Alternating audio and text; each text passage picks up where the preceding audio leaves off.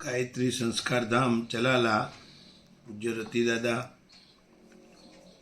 જ્યારે નાનપણથી જ યજ્ઞોપવિત સંસ્કાર કરવામાં આવે, એની અંદર ગાયત્રી મંત્રની દીક્ષા આપવામાં આવે અને નાનેથી એવા વિચારો હતા ઉત્તમ કે આપણે બીજાને કેમ મદદગાર થવું, સંસ્કારવાન બનવું અને બીજાને કેમ બનાવવું, એમ કરતાં અભ્યાસક્રમ કર્યા બાદ કરિયાણાની દુકાનની અંદર વેપાર ધંધો પણ નીતિમત્તાથી કરતા હતા. એમ કરતાં ભગવાનના ચારે બાજુ ધારી તાલુકાના ગામડાની અંદર રોજ રાત્રે પ્રાર્થના કરવા જવાનું, એની અંદર બધાને વ્યસનમુક્ત કરવા, સંસ્કારવાન બનાવવા, એવા ધર્મનો પ્રચાર કરી રહ્યા હતા. રામ શર્મા આચાર્યજીના માર્ગદર્શન નીચે મુજબ એમ કરતાં એક એવો વિચાર એવો કે ભાઈ અહીંયા એક સરસ ચલાલાની અંદર ભગવાન દ્વારા એક સંકેત આપવામાં આવ્યો કે અહીંયા એક ધર્મશાળા નથી, એક ધર્મશાળા બનાવવી, એક હોસ્પિટલ બનાવવી, એક સ્કૂલ બનાવવી, એક અનાથાશ્રમ બનાવવું, એક વૃદ્ધાશ્રમ બનાવવું. 2007ની અંદર એવો એક સંકલ્પ મનની અંદર ઉદ્ભવ્યો. 129 લગ્ન હતા એક સાથે. રાજ્યપાલ નવલ કિશોર શર્માજી પણ પધાર્યા હતા અને પૂજન કરી અને ભગવાનને મંત્રો દ્વારા પ્રાર્થના કરી તમામ વસ્તુ ભગવાને બનાવી દીધી છે.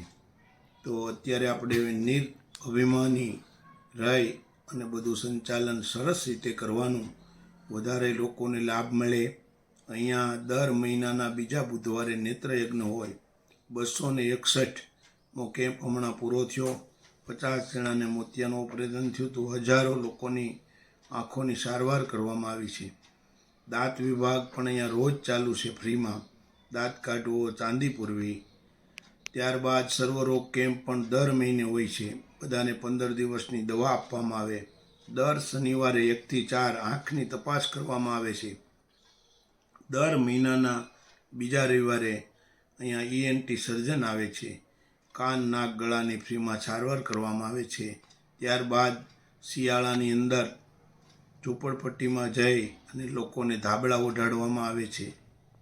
વિધવા બહેનોનું એક સરસ મંડળ છે. દર વર્ષે યાત્રા કરાવવામાં આવે છે, કપડાં લઈ દેવાના, અને દર વર્ષે સમૂહ લગ્ન હોય છે.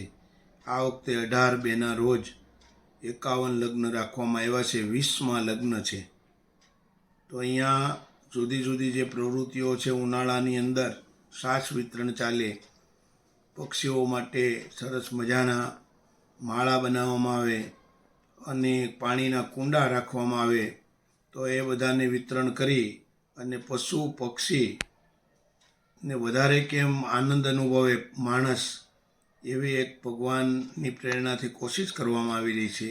અહીંયા ગૌશાળા છે સુંદર, એની અંદર ગીરની ગાયો છે સરસ મજાની સુંદર. 21 ગાયો છે, 2 ઘોડી છે, લક્ષ્મી અને માણકી. દરેક વરરાજાના લગ્નમાં ફ્રીમાં એને બેસાડવામાં આવે. ગાયનું દૂધ ગૌશાળાનું વૃદ્ધોને, અનાથ બાળકોને આપવામાં આવે. તો એની અંદર આવા સુંદર સુંદર આયોજનો સંસ્થા દ્વારા વધુ થાય. અહીંયા 700 બાળકો ભણે છે. KG થી 12 સુધીની સ્કૂલ છે. એક સુંદર મજાની કોલેજ બનાવી છે, મહિલા કોલેજ. એની અંદર આર્ટ્સ, કોમર્સ, સ્પોર્ટ અને મહિલાઓ માટે એક હમણાં હેલિકોપ્ટર લેવાની યોજના છે. દીકરીઓ હેલિકોપ્ટર પાયલોટ બને એવી પણ એક યોજના બનાવી છે આખા ભારતની અંદર. અહીંયા એક એવું અબ્દુલ કલામ સાયન્સ સેન્ટર આપ્યું છે, આખા ભારતમાં પ્રથમ. અહીંયા જે રાવળ પધાર્યા હતા અને ખૂબ બધી દીકરીઓ આગળ વધે, બાળકો આગળ વધે, સંસ્કારવાન બને, નિર્વ્યસની બને, દેશ માટે કંઈક કરી છૂટવા માટેનું કાર્ય કરે, એવા બધા આગળ વધે એવી એક સંસ્થા દ્વારા સમાજને રાહ બતાવવાનો પ્રયત્ન થઈ રહ્યો છે. સરકારે નોંધ લઈ અને 4 એવોર્ડ આપ્યા છે. તબીબી ક્ષેત્રનો, સેવા ક્ષેત્રનો, રાજ્યપાલે 50,000 રૂપિયા રોકડ પુરસ્કાર અને ભારત ભૂષણનો પણ એવોર્ડ આપ્યો છે. તો અહીંયા જે કોઈ લોકો આવે સવારથી સાંજ સુધી, એના બધા કાર્યો થઈ જાય છે. અહીંયા હસતા હસતા જાય અને મા ગાયત્રીના સાક્ષાત બેસણા છે, સુંદર મંદિર છે. સરસ્વતી માતા, લક્ષ્મી માતા, સોમનાથ મહાદેવ, રિદ્ધિ બુદ્ધિ સાથે ગણપતિ દાદા એના આશીર્વાદ અને સાક્ષાત બિરાજમાન છે. અને બધાના કાર્યો સુંદર રીતે થાય છે. અને સાથે સાથે આપણું પણ આત્મકલ્યાણ થાય એના માટે આ બધા સત્કાર્યો થઈ રહ્યા છે. તો ભગવાનનો પણ સહકાર છે, મનુષ્યનો પણ સહકાર છે, પ્રકૃતિનો પણ સહકાર છે. તો બધા ખૂબ સુખી રહે.